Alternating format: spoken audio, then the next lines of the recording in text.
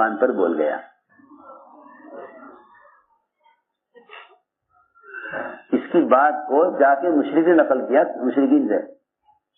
انہیں سب سے نہیں کہا, ایک سے کہا انہوں نے, تو اس نے جا کر نقل کی بات مشرک نے.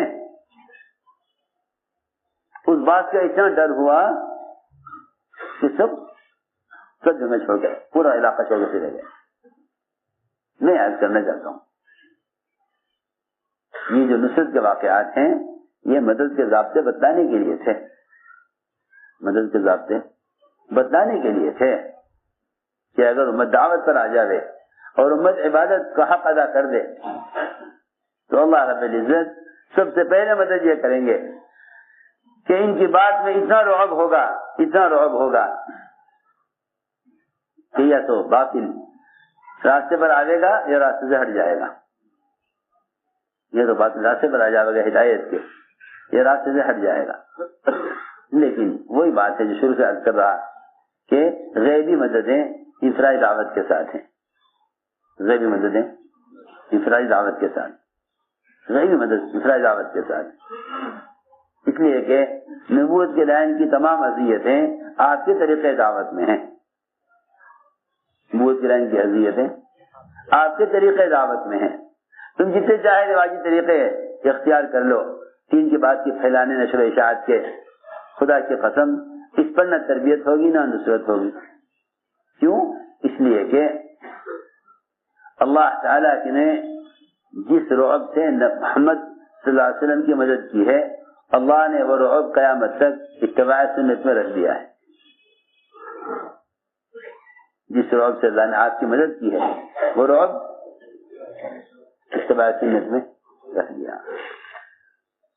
جب مسواک کے کرنے میں اتنا رعب ہے کہ اس سے دشمن میدان چھوڑ کر بھاگ جاوے تو پھر اس سے اندازہ کرنا چاہیے کہ عبادت کے ایک حصے ہلائے.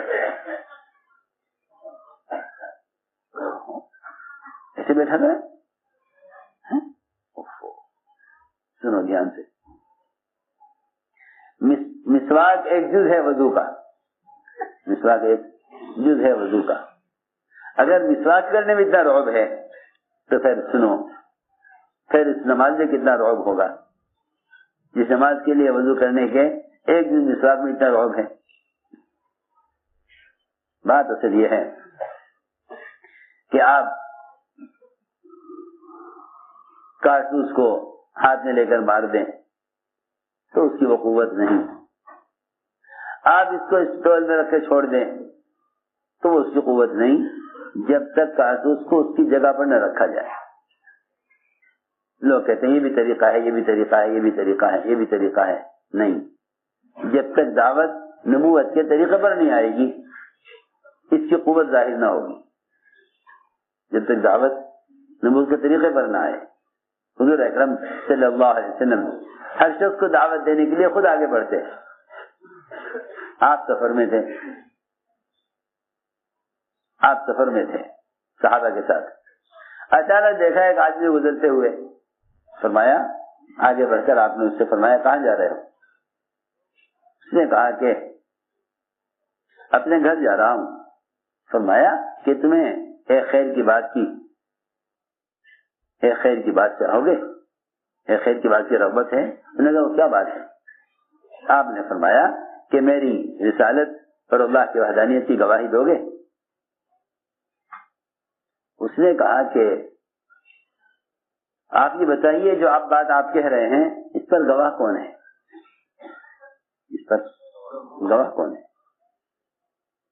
آپ جو بات کہہ رہے اس پر گواہ کون ہے؟ آپ نے فرمایا کہ اس وادی کے کنارے پر جو درخت کھڑا ہے درخت گواہی دے گا کہ میں اللہ کا رسول ہوں. آپ نے اپنے صحابہ سے گواہی نہیں دلوائی. صحابہ آپ کے ساتھ تھے, صحابہ آپ کے ساتھ تھے. عزائم میں خود فرماتے ہیں کہ ہم سفر میں آپ کے ساتھ تھے, صحابہ ساتھ تھے, مگر آپ نے یہ نہ فرمایا کہ میرے صحابہ ہیں گواہی دیں گے, بلکہ یہ فرمایا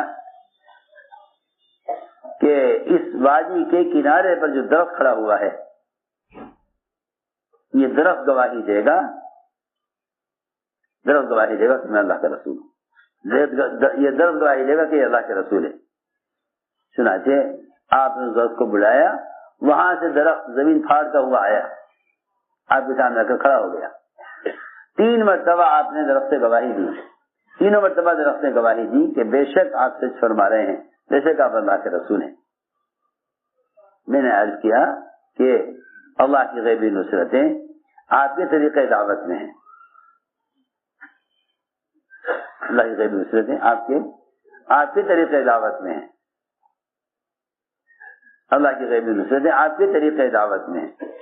وہاں سے درخت نے آ کر گواہی دی, دیہاتی نے اسلام قبول کیا اور یہ عرض کیا کہ میں اپنی قوم کو جا کر دعوت دیتا ہوں.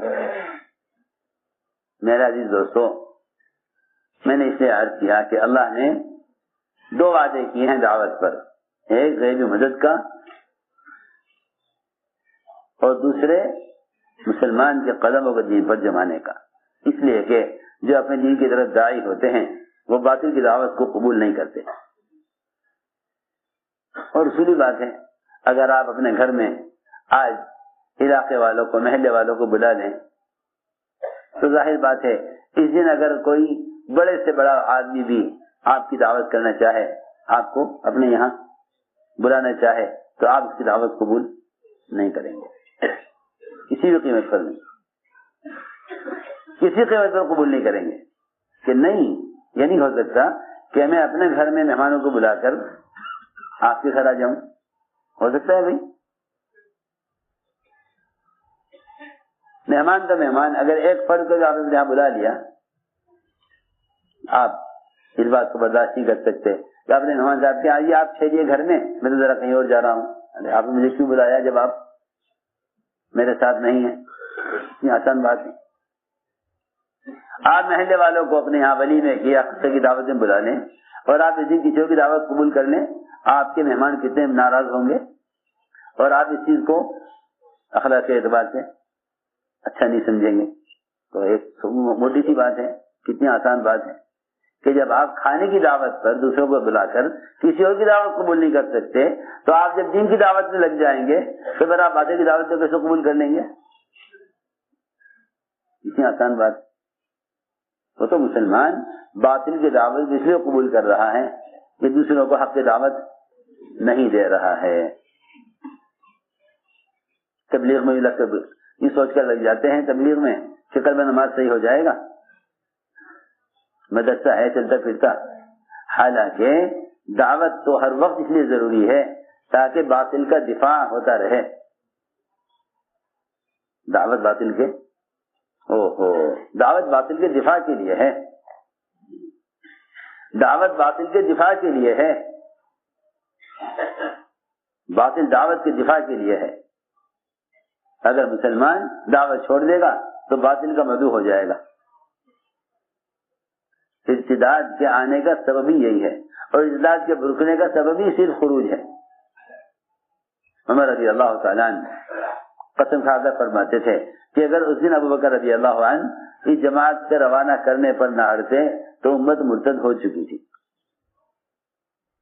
جہاں جہاں اسامہ کی جماعت گزرتی تھی وہاں کے مرتدین اسلام میں واپس آ جایا کرتے. کیونکہ میں نے عرض کیا کہ جب کوئی کام چھوڑ کر بیٹھے گا, جب کوئی کام چھوڑ کر بیٹھے گا تو باطل انہیں اپنی طرف دعوت دینے کی ہمت کرے گا. جب کوئی کام چھوڑ کر بیٹھے گا تو باطل انہیں اپنی طرف دعوت دینے کی ہمت کرے گا. کعب بن مالک رضی اللہ تعالیٰ عنہ ہر تقاضے پر نکلے, کعب بن مالک ہر تقاضے پر نکلے, ہر تقاضے پر نکلے. لیکن تبوک کے موقع پر رہ گئے اور نکلنے کے ارادے کے ساتھ رہ گئے. ہاں اب جاؤں گا, کل جاؤں گا, آج جاؤں گا, کل جاؤں گا. سمجھتے تھے ہمارا مذہب یہ سوچتا ہے کہ ایک نفل کام ہے اور نوافل تو ظاہر چیز کو لوگ سمجھتے ہی ہیں. جس طرح عبادات میں سمجھتے ہیں کہ ایک نفل کام ہے, اس طرح دعوت کو بھی ایک نفل کام سمجھتے ہیں. یہ ایک ثواب کا ایک ثواب کا کام ہے، اور ثواب کے کام تو بہت سے ہیں، کوئی ایک ہی کام تھوڑی ہے ثواب کا، ثواب کے کام تو بہت سے ہیں، ہر آدمی اپنے اپنے اعتبار سے ثواب کا کام کرے۔ ارے سنو تو صحیح، لوگ آج کے رضاوت کے کام کو ثواب کا کام سمجھتے ہیں، حالانکہ یہ وہ فریضہ ہے جس سے سارے فرائض زندہ ہوں۔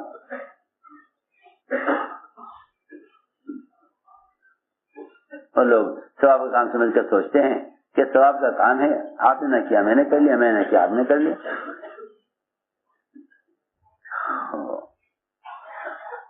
چنانچہ کعب بن مالک رضی اللہ تعالیٰ عنہ نکلنے کے ارادے سے رہ گئے کہ ہاں آج نکلوں گا کل نکلوں گا، آج نکلوں گا کل نکلوں گا، اس میں وقت پورا ہو گیا۔ آپ واپس آ گئے، آپ تشریف لائے تو آپ صلی اللہ علیہ وسلم ان تین آدمیوں سے ناراض ہو گئے، ہلال بن امیہ، مرارہ بن ربیع، کعب بن مالک، ان تین سے آپ ناراض ہو گئے۔ عجیب بات ہے یہ کہ جنہوں نے جھوٹا عذر پیش کیا ان کو تو آپ نے معاف کر دیا، جنہوں نے جھوٹا عذر پیش کیا ان کو تو معاف کر دیا، اور جنہوں نے سچ بولا ان سے آپ ناراض ہو گئے۔ یہ کیا بات ہے؟ لوگ کہیں گے تو بے انصافی ہے، حالانکہ انصاف یہی ہے۔ ہماری بات توجہ سننا، لوگ کہتے ہیں بڑی بے انصافی ہے کہ اپنے سے ناراض ہو گئے اور جنہوں نے جھوٹ بول کر عذر پیش کیا ان کو معاف کر دیا، اور سچ بولنے والوں سے ناراض ہو گئے۔ لو جی، حالانکہ میں آپ کو بتانا چاہتا ہوں کہ انصاف یہی ہے کہ ناراضگی اپنوں سے ہوتی ہے، غیروں سے نہیں۔ غیر تو غیر ہیں، ان سے کیا ناراض ہونا، کیا خوش ہونا، ناراضگی اپنوں سے ہوتی ہے، اصولی بات ہے۔ آپ ناراض ہوئے ان تین سے، ان کے علاوہ بہت سے لوگ تھے جنہوں نے آ کر عذر پیش کیا، سب نے آزار آپ نے قبول کر لیے، سب کے لیے استغفار کیا، ان کے لیے نہیں، نہ ان کے لیے استغفار کیا، نہ ان کا عذر قبول کیا، بلکہ آپ ان سے ناراض ہو گئے۔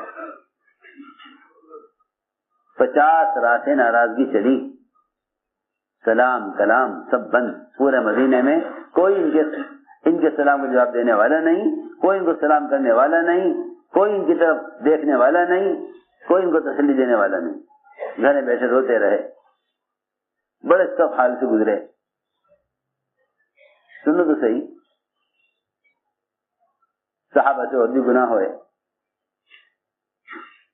اللہ تعالی نے مسلمان کو اسلام کی حدود کی تعلیم دینے کے لیے، اسلامی حدود کی تعلیم دینے کے لیے، زنا کی کیا حد ہے، چوری کی کیا حد ہے، شراب کی کیا حد ہے، یہ سارے گناہ صحابہ سے کروائے تاکہ عملی طور پر حدود کو قائم کر کے دکھلائیں۔ لیکن کہیں نہیں ملے گا کہ اللہ کے رسول اللہ صلی اللہ علیہ وسلم کسی ایسے صحابی سے ناراض ہو گئے ہوں جس سے کوئی گناہ ہو گیا ہو، کہیں بھی نہیں، کہیں بھی نہ ملے گا کہ کسی سے اس کے بڑے گناہ کی وجہ سے ناراض ہو گئے ہوں اور اس سے بول چال بند ہو گئی ہو، کہیں بھی نہیں ملے گا۔ ایک زانیہ عورت کے بارے میں آپ نے فرمایا کہ اس زانیہ عورت نے ایسی توبہ کی ہے کہ اگر اس کی توبہ کو سارے مدینے والے تقسیم کر دیا جائے سب کے لیے کافی ہو جائے، سب کی نجات کے لیے کافی ہو جائے اس ایک عورت کی توبہ، اس ایک عورت کی ایسی توبہ ہے۔ زنا کرنے والے کو رجم کیا گیا، آپ نے فرمایا میں دیکھ رہا ہوں کہ اس وقت یہ زنا کرنے والا جنت کی نہروں میں نہا رہا ہے۔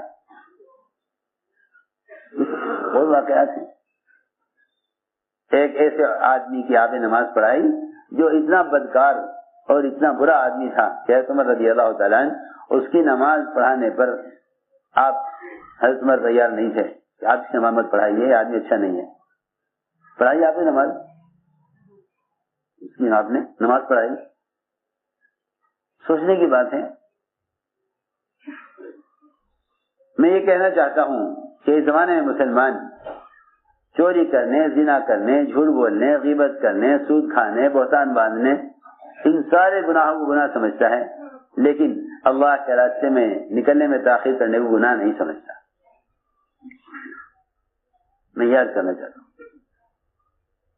حضور اکرم صلی اللہ علیہ وسلم سے کہیں ثابت نہیں کہ آپ کسی مسلمان سے ناراض ہوئے ہوں اور آدمی کسی مسلمان سے بول چال بند کی ہو، سوائے ان 3 آدمیوں کے جنہوں نے اللہ کے راستے میں نکلنے میں تاخیر کی.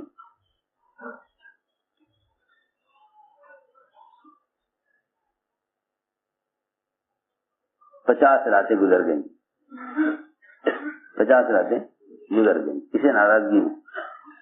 یہ سارا ہنگامہ اس لیے ہوا تھا تاکہ قیامت تک ہماری امت سمجھ لے کہ اللہ کے راستے میں نکلنے میں تاخیر کرنا اللہ کے رسول کی ناراضگی کا سبب ہے. کیونکہ اگر تم دعوت چھوڑ دو گے تو پھر تمہاری مدد باتوں کے خلاف نہیں کی جائے گی. یہ تو پکی بات ہے، قرآن حدیث سے بھرے ہوئے ہیں، بے شمار آیتیں روایتیں بھری ہیں اس سے کہ تمہاری مدد نہیں کی جائے گی اگر تم نے دعوت کو چھوڑ دیا. اگر تم نے دعوت کو چھوڑ دیا تمہاری مدد نہیں کی جائے گی. وحی کے برکات سے بھی محروم، دعا کی قبولیت سے بھی محروم ہو جاؤ گے اگر تم نے دعوت کو چھوڑ دیا. سنو، چنانچہ ابھی 50 راتوں میں سے 40 راتیں گزری تھی کہ اچانک غسان بادشاہ کو پتہ چلا کہ بھئی ان کا ایک آدمی وہ دعوت کے تقاضے سے پیچھے رہ گیا اور جس سے ان کے آپس میں اختلاف ہو گیا اور بول چال بند ہو گئی. سنو تو صحیح میں کیا کہہ رہا ہوں.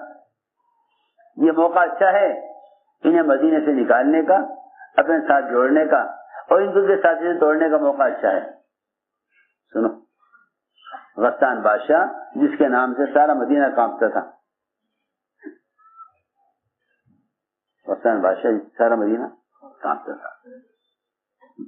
عمر رضی اللہ عنہ کہ جب حتیٰ کہ آپ کو طلاق دینے کی خبر آئی کہا عمر بہت بڑی بات پیش آ گئی.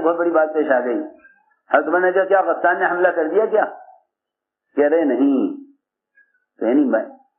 مدینے والے بہت ڈرتے تھے اس بات سے کہ غسان بادشاہ مدینے پر حملہ کر دے. تو غسان بادشاہ یہ سارا مدینہ کانپتا تھا، اس کا خط آیا ریشم کے کپڑے میں لپٹا ہوا کعب بن مالک کے پاس، جس میں لکھا ہوا تھا کہ تمہارے ساتھی نے تمہارے ساتھ بڑی جفا کا معاملہ کیا ہے اور بڑی بے وفائی کی ہے تمہارے ساتھ، اور تم ضائع ہونے کے لیے نہیں ہو، اور انہوں نے تمہیں ذلت میں ڈال دیا ہے اور تم ذلیل ہونے کے لیے نہیں ہو. آؤ تو ہمارے پاس آ جاؤ، ہم تمہیں عزت دیں گے، ہم تمہیں مال دیں گے، ہم تم پر مہربانی کریں گے، ہم تمہیں عہدہ دیں گے. تم یہاں کیوں پڑے ہو اس ذلت میں جب یہ تمہیں اپنے ساتھ نہیں رکھتے اور انہوں نے تمہارا بائیکاٹ کر دیا ہے تو تم چھوڑ دو. تم مدینہ کا مرکز چھوڑو. سنو میں کیا کہہ رہا، تم چھوڑ دو مدینہ کا مرکز، تم ہمارے پاس آ جاؤ. یہ میں ساری بات اس پر عرض کر رہا کہ ہر تقاضے پر نکلے کعب بن مالک، ایک تقاضے پر نہ نکلے، اس پر ناراضگی بھی ہوئی اور غسان بادشاہ نے انہیں اپنے ہاں آنے کی دعوت دی. مگر صحابہ تھے، ان میں ایک بڑی صفت استخلاص بھی تھی.